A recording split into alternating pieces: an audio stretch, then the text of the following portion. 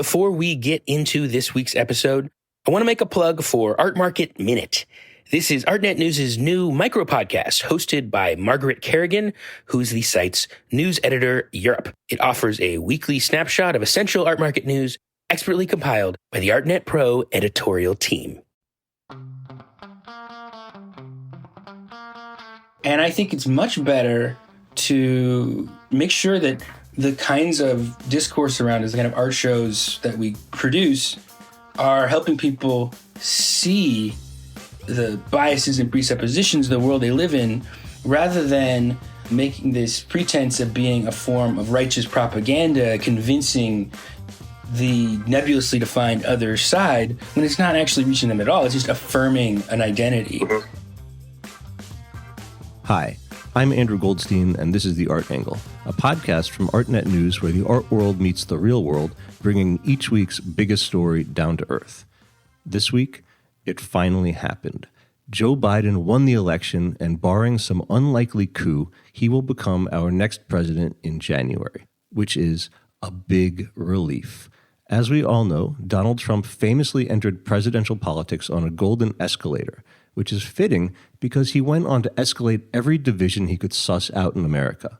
Biden, on the other hand, is entering the presidency on what you could call a de-escalator, vowing to restore America to some prelapsarian state of national unity.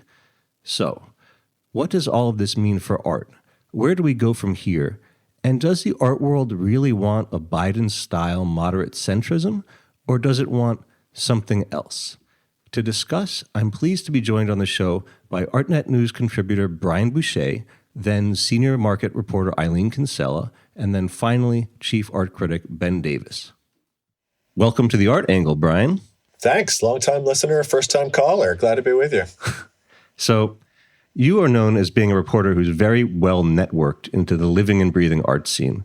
You're plugged into the pulse of what artists are up to these days. How have you been following the way that the election is playing out in the art community right now?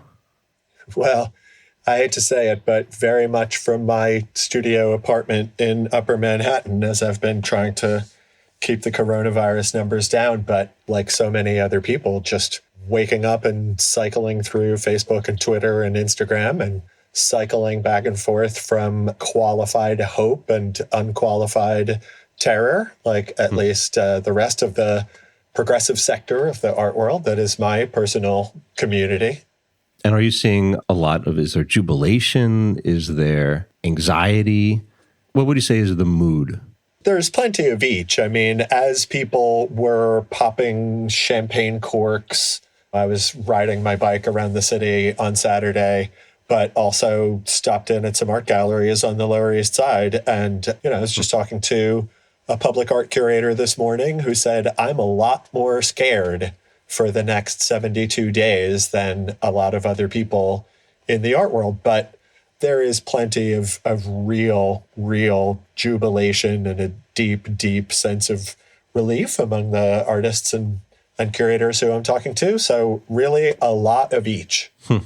So what were artists doing in the run-up to the election to mobilize, to engage with politics, to be active? I mean, artists have been doing all the things that artists do, which is to donate their works to fundraising sales. David Zwirner Gallery raised $5 million for the Biden Victory Fund with artworks donated by artists like Carol Beauvais and Marcel Zama and Richard Serra. And using their visual literacy and cultural fluency to create artworks that hopefully raise awareness and provoke thought. For Freedoms, the nonprofit launched by Hank Willis Thomas and Eric Gottesman and Michelle Wu a few years ago organized a billboard campaign nationwide. And I just was looking at Edgar Heap of Birds' billboard in Fresno, California that read, "Why are immigration laws written by foreigners through the Native American lens?" And then to Carlos Motas in New York that quotes Audre Lorde saying, "Liberation is not the private province of one particular group." So these are very much sort of oblique commentary, not pro-Biden or anti-Trump explicitly, although you don't have to scratch far under the surface to guess who they would be supporting, But also, I think the last 4 years have shown the actual importance of electoral politics. I mean, 3 Trump appointments to the Supreme Court that are going to affect this country in various baleful ways for a generation to come inspired people to phone bank and to canvass. I mean, groups of artists were getting together to make calls to get out the vote. There's been a huge rise in artists creating artworks for various causes. I think those who weren't so thrilled about Biden as a candidate have been donating works, as they often do, not just in the last 4 years, but to causes like prison abolition and racial justice and the ACLU. We're obviously light years away from 2008, when Shepard Fairey's Hope poster provided this kind of viral banner for Obama's coalition to march underneath. But this year, it didn't seem like there was anything of that stature that came out of the visual arts community. Were there any standout efforts that you saw from the art community to really galvanize the vote for Biden this year? Standout? I'm not so sure that I would characterize any of them in that way exactly. I mean, speaking of Shepard Fairey, he and a number of other artists created I voted stickers that sort of reimagined the fusty old sticker that you get when you vote in person. And they even got David Hammonds to participate, not an artist that I associate with sort of sunny, civic-minded, unambiguous messaging. One thing I did find interesting, Dred Scott, an artist I've written about a few times and I really admire, created an artwork that riffed on Andy Warhol's Vote McGovern print that had Richard Nixon's face, and his had a smiling Donald Trump with the caption Vote Biden. And of course, Deb Cass did a similar Vote Hillary piece in 2016. But to turn it around a little bit, I mean, the Biden-Harris campaign actually did reach out to artists. They worked with a DC branding firm to get Black artists to create murals in battleground states. That was one interesting initiative. But I think the mood was really, of course, driven by tremendous fear and loathing of Trump. Speaking again of Shepard Fairey, I think a great illustration of the general tenor was a project that they did that he contributed to called Remember What They Did, that targeted Black and Latinx neighborhoods with artworks calling out the outrages of the Trump administration. Like, again, Shepard Fairey's billboard in Cleveland that quoted Trump's notorious threat, "When the looting starts, the shooting starts." And Claudio Martinez is in Cleveland that showed a child ripped from his parents at the border, and Justin Hampton's in Youngstown, Ohio, quoting Trump saying that the coronavirus affects virtually nobody.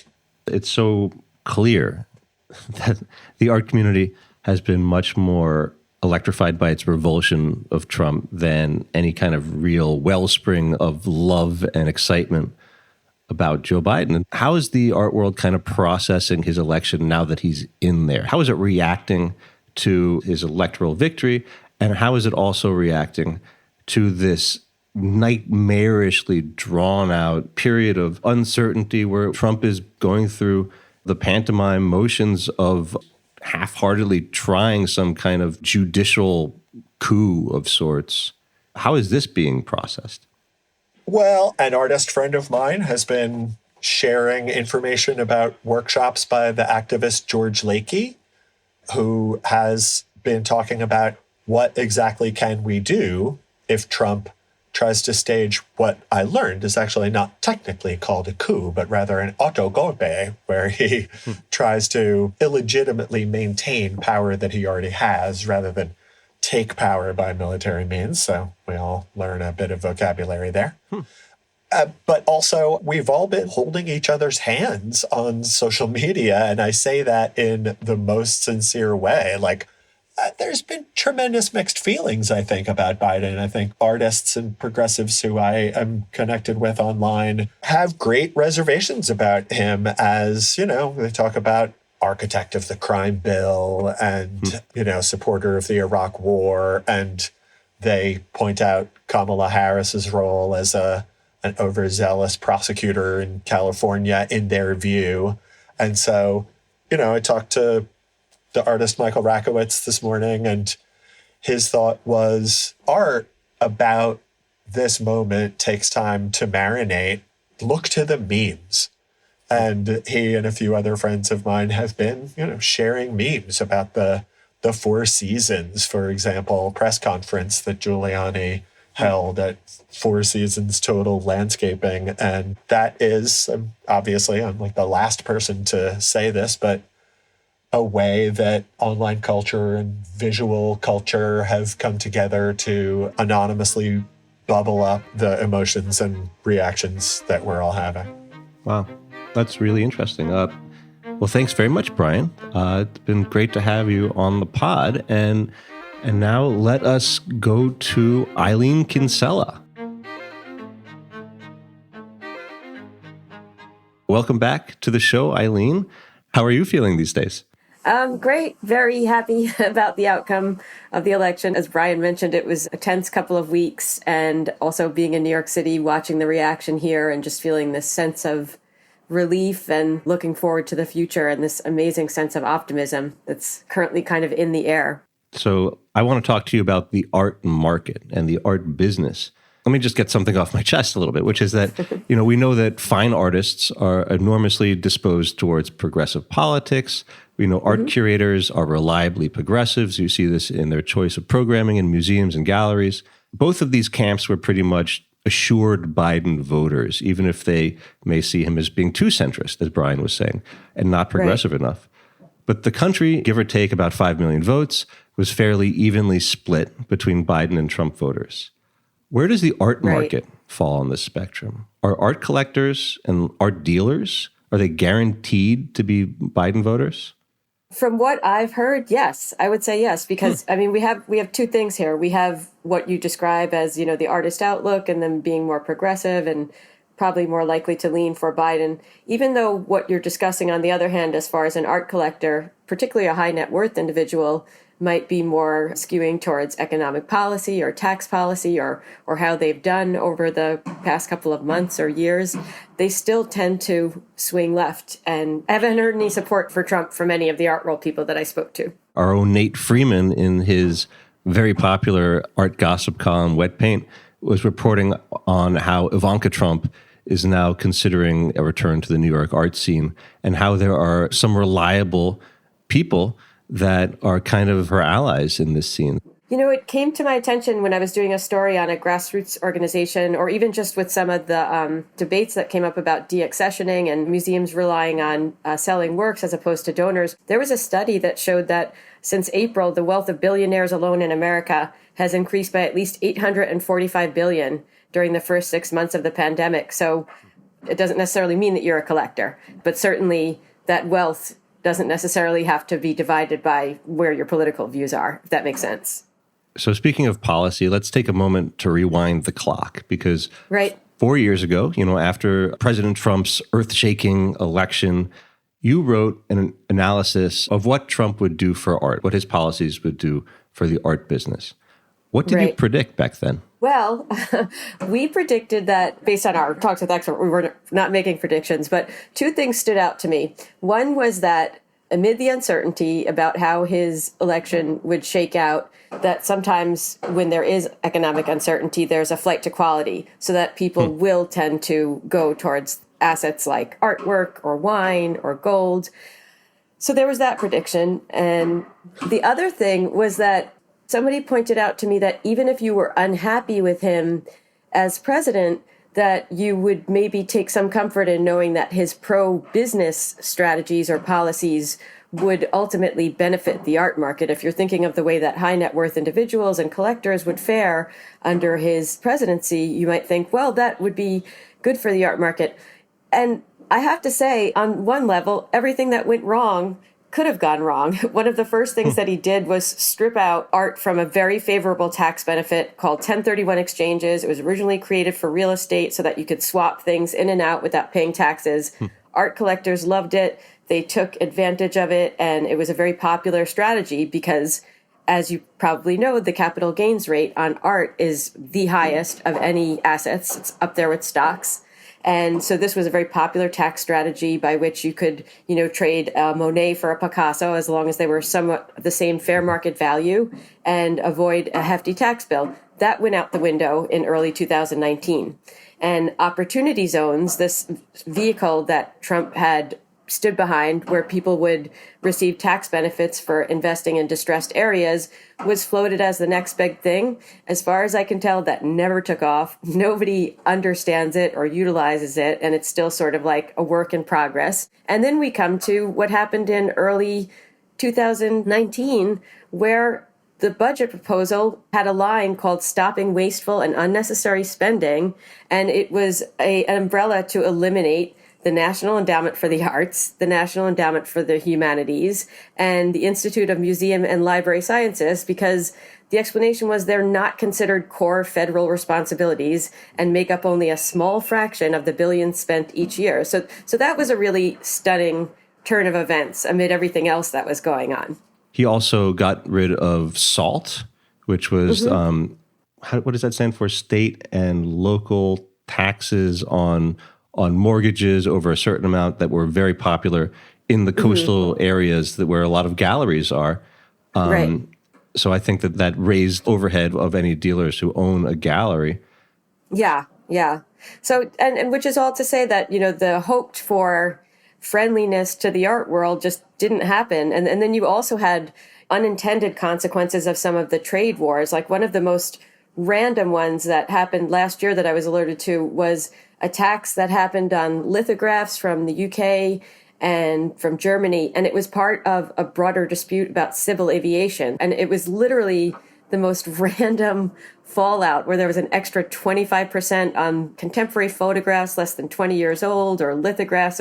It was so random. And so in my mind, it's the pushback to, oh yeah, this is somebody who's going to benefit pro-business. It was exactly the opposite, whether it was intended or not. Were there any ways in which it was actually good for the art market, where the art market got a Trump bump, so to speak? Well, we could look at that wealth that was created not only in the past 6 months, but over the past couple of years. Like the art market, I think, just kind of steamed along as it always did. Like one of the things we were asking people about was the fact that the 2016 election came right before the big art week. And it didn't affect whether a Monet haystack sold for upwards of $20 million or things that are the top flight blue chip works maintained their value and they kind of sped along the way that they always do. I mean, we've seen some degree of that also in the recent auctions, but I wouldn't attribute that to Trump. You know what I mean? Like there could be if Wall Street does well, yeah, the art market is doing well. So if there was a bump, it certainly wasn't because of any targeted or supportive policies, whether to artists or to collectors specifically. It is remarkable. But let's move on to Joe Biden. As Donald Trump relentlessly pointed out during the campaign, Biden has served as a politician in public life for 47 years. So he's obviously, had his signature on a lot of legislation, a lot of policies.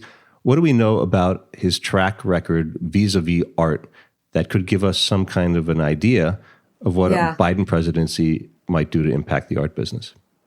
Well, I think people are celebrating what they know to be his extraordinary support and enthusiasm for the arts. And they know that they have somebody with very open ears. In his long tenure as a senator, he not only supported the NEA consistently and was an ardent supporter of them, he also co-sponsored legislation to establish the National Museum of African American History and Culture in Washington, D.C., and he helped to secure stimulus job funding for arts groups when he was vice president of the United States. A person that I was talking to yesterday who runs the Americans for the Arts organization was just saying that he's somebody who clearly understands that arts are integral to both revitalizing the soul and rebuilding the infrastructure of America, particularly as it relates to coming out of COVID and this broader recovery that we need. His first step is obviously building his coronavirus task force. Right. Has he done anything that might tip his hand on what he would do for art? Based on the experts I spoke with, he has not, and that's not a bad thing. It's more just the notion that he is a supporter of the arts and that his first priorities will be, getting COVID under control. People are pushing him to pass another stimulus package, another relief package, and to make sure that artists and art galleries are eligible for another round of PPP, which is the Paycheck Protection Program, which was a big deal at the start of the pandemic. So I think there's a lot of a sense that he will listen to those requests and he'll be open to supporting them. But it doesn't look like he's taking aim at the art market.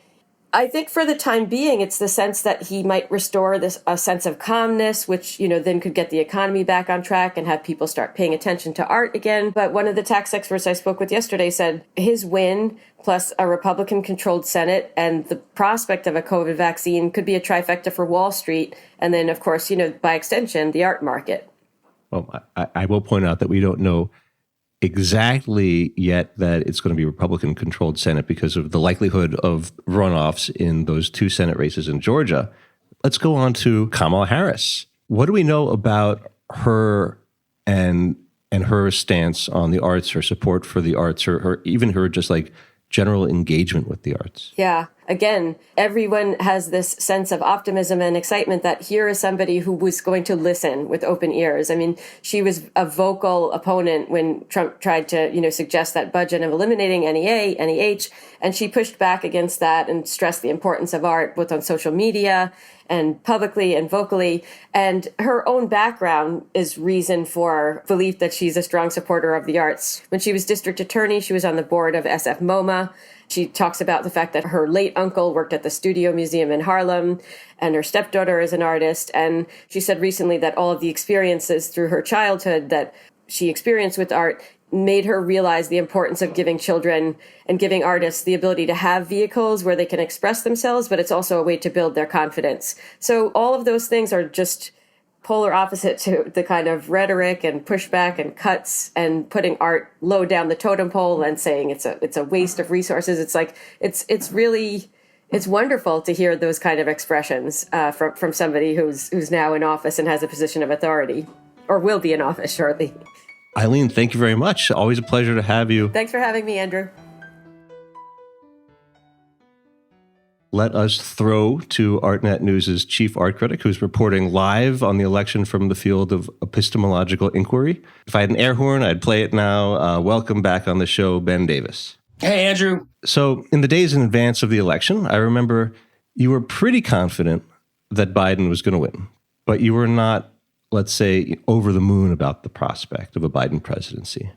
What is your mood? How would you express what you're feeling right now? Cautiously upbeat, but fretful. 4 years ago, right before the election, I was on an Australian radio program where they were asking me about the art of the election and specifically said, we've been talking about all this art, which was very similar to the art that Brian just described in its character, that it was mainly anti-Trump, not particularly pro-Hillary. Just as this cycle, it's been mainly anti-Trump art, not pro-Biden art. And I just had to admit to the host of that show that, all the culture we're talking about comes from a very specific universe.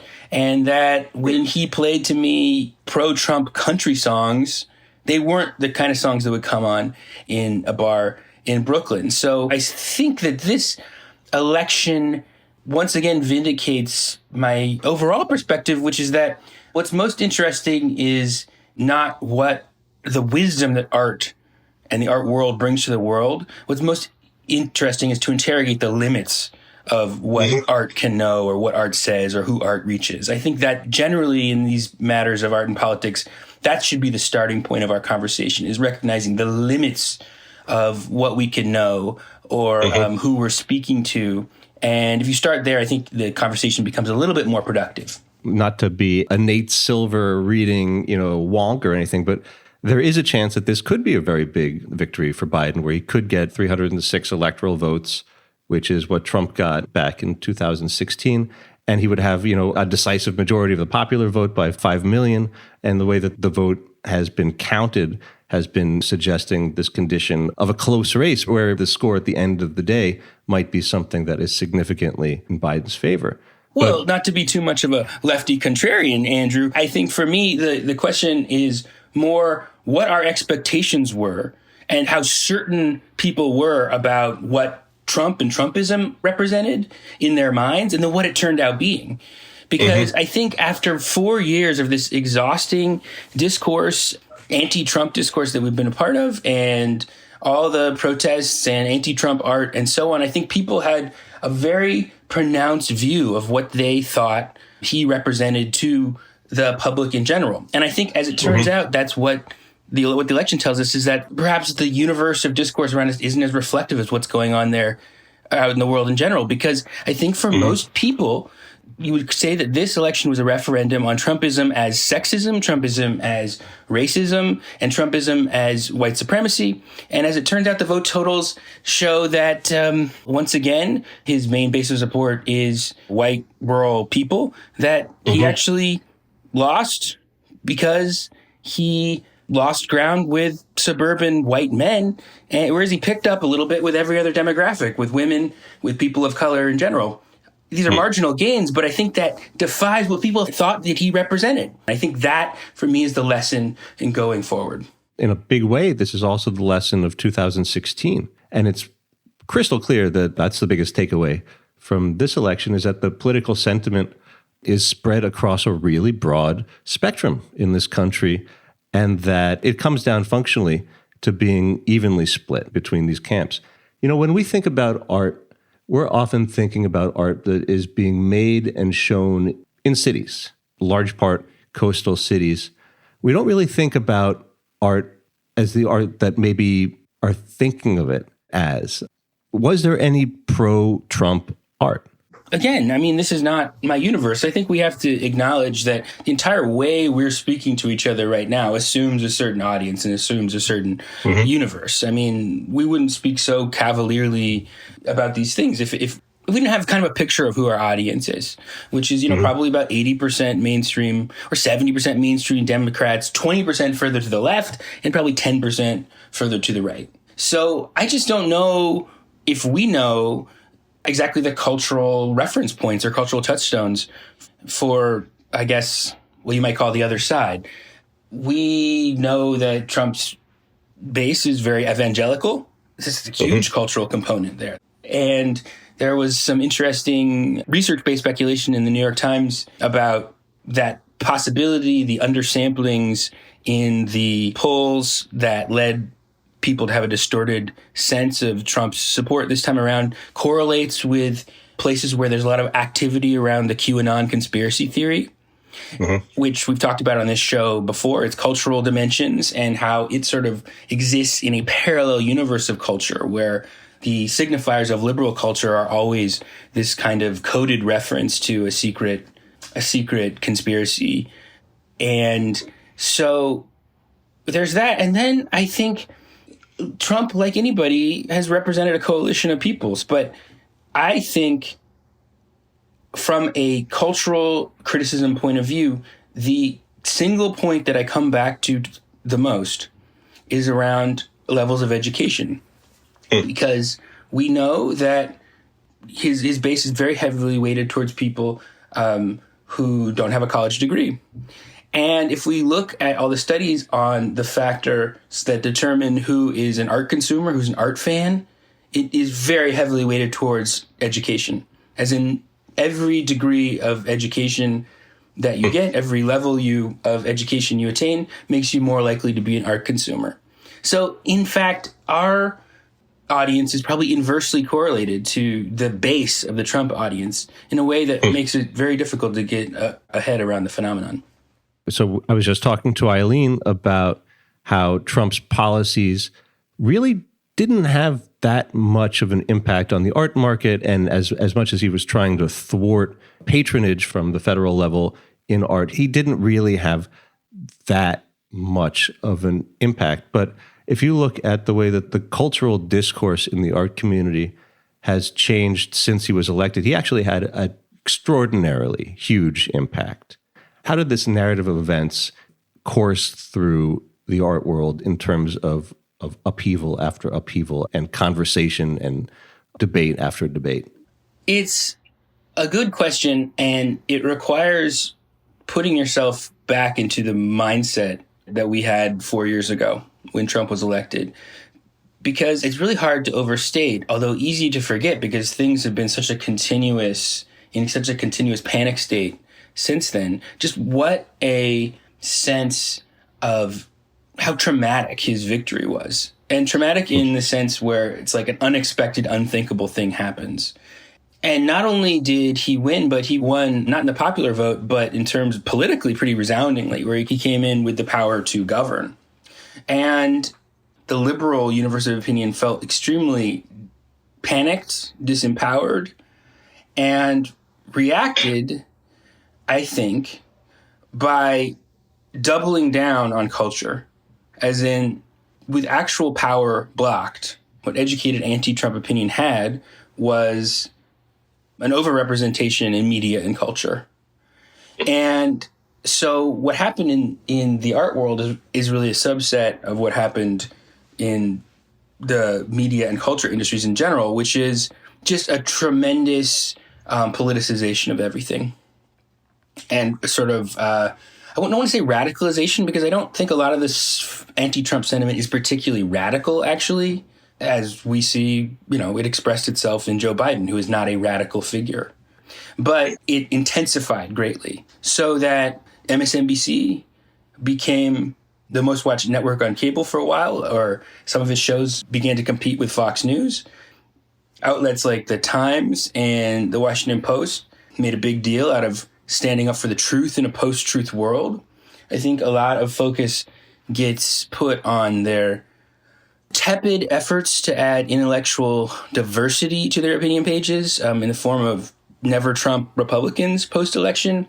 But really the main event at places like those kind of mainstream papers is that they just became very reliable sources of anti-Trump red meat. I mean, you look at the New York Times op-ed, on any given day, it's almost indistinguishable from the last one. It's just a series of opinions that are that are variations on how dare he. There have been a lot of articles about how Trump killed political comedy. Back in the Bush years, Jon Stewart's Daily Show felt like a real breath of fresh air and just became mainstream comedy. There are like a million Daily Show clones took over. Stephen Colbert, who got his start at making fun of right-wing talking heads, went from being a satirist to just being the host of a mainstream late-night show and became the most popular one, vaulted past his apolitical competitors by becoming like just a very reliable source of making fun of Trump. That is mainstream culture. And art sort of similarly went in this direction. What you got is, right after the election, a series of attempts to kind of mobilize the art community. On the election day, there was something called the J20 Art Strike, this call to shut down the art world in solidarity with the resistance. Didn't really happen, but it did sort of set the tone for the 4 years to come, which was just a lot of anti-Trump art, a lot of it very, very bad, that can only be explained by just a bottomless pit of hunger for symbolic anti-Trump theater that kind of didn't really go anywhere, stayed pretty confined in the bubble of liberal opinion and the art world.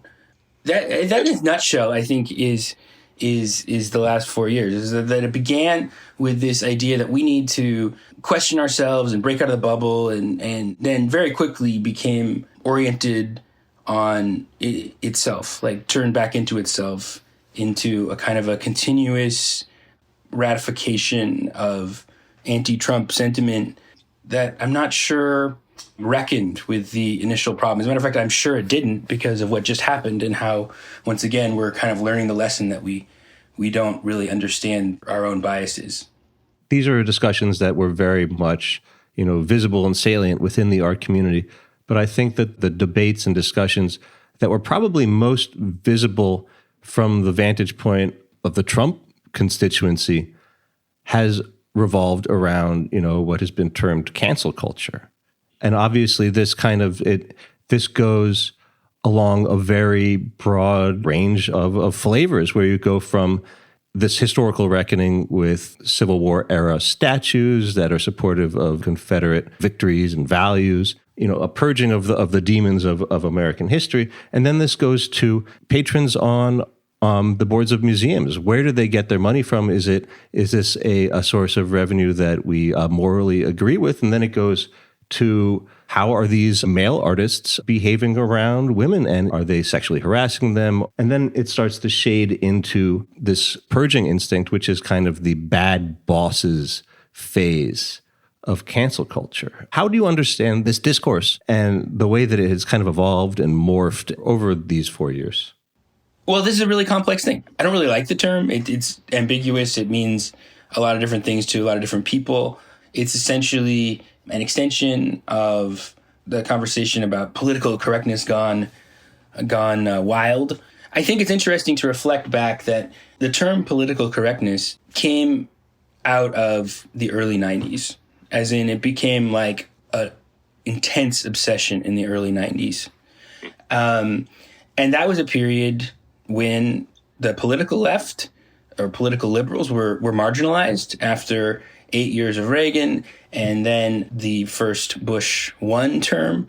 And then, as now, because the liberal politics didn't have much of a hold on the centers of political and economic power, it doubled down in culture and produced and tried to carry on the gains of the 1960s around anti-racism and anti-sexism in the discursive sphere with positive effects, but also that things took on a very heavily symbolic form and liberal discourse became more and more rooted in the academia and culture.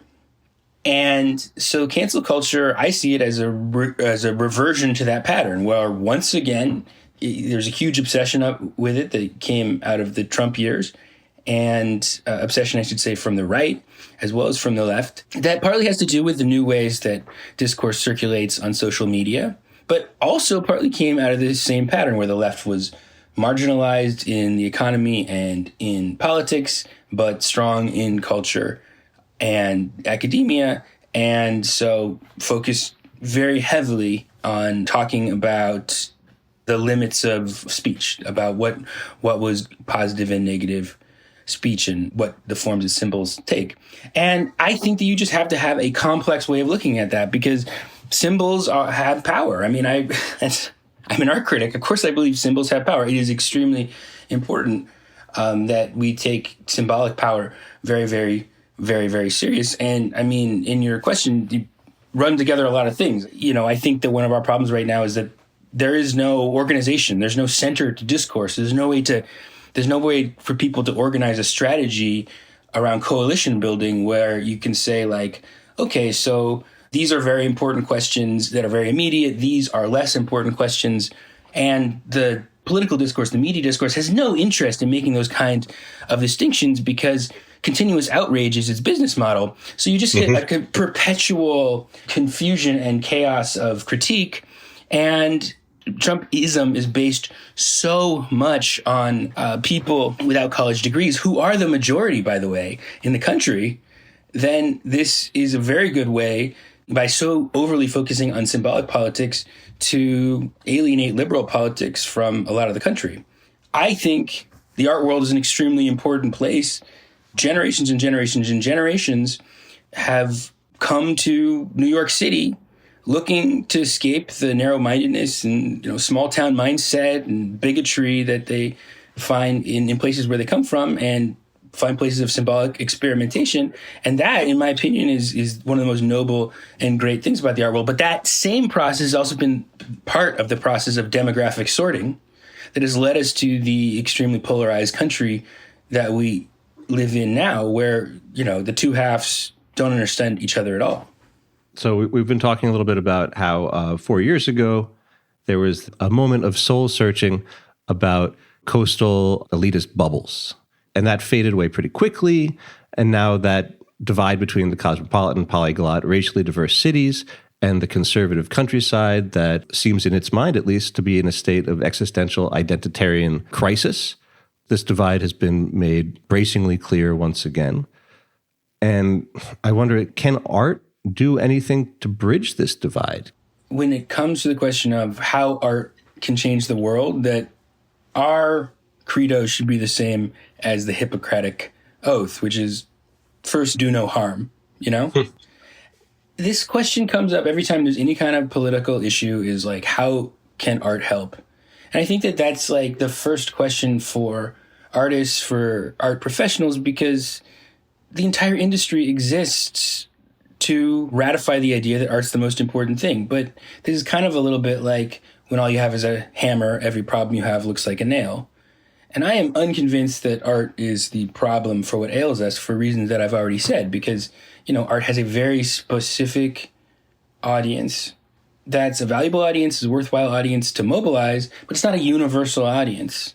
And I think it's much better to make sure that the kinds of discourse around us, the kind of art shows that we produce, are helping people see the biases and presuppositions of the world they live in, rather than making this pretense of being a form of righteous propaganda, convincing the nebulously defined other side when it's not actually reaching them at all. It's just affirming an identity. Mm-hmm. So let me just give you an example.